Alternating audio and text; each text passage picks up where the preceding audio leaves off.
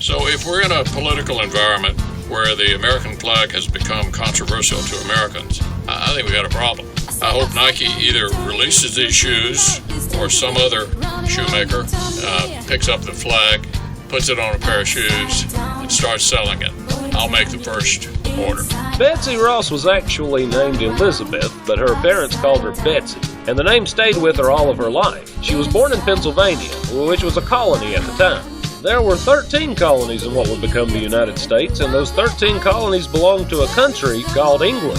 Betsy Ross had 16 brothers and sisters. She sewed their clothes for them, and working at it so much made her very good at sewing.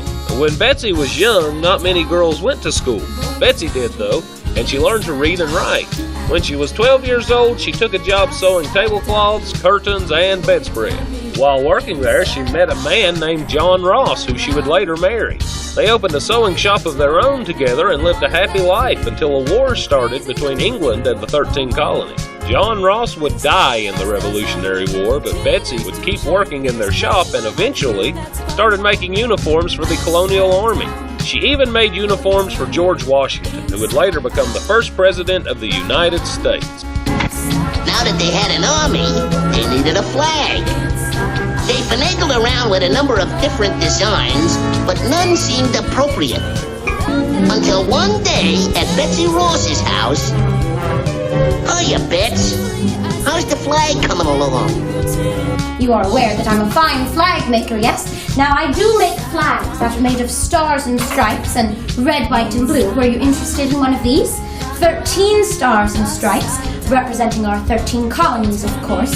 Fine design for a flag, but I did not come up with it. George Washington came here to this upholstery shop with a drawing of what this flag was supposed to look like, and I followed the drawing slightly. But you see, I wanted him to change something about that drawing.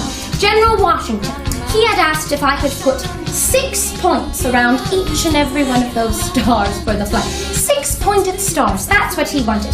But I'm a smart businesswoman, so I told him no to 6-pointed stars. They were going to take too long to make.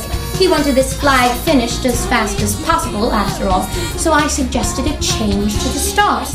Perhaps, I told him, if he allowed me to put 5 points on each of those stars, I could finish that flag in a fast time. You know, I find myself once again in the same position as President Obama. We both oppose reparations, and we both are the descendants of slaveholders.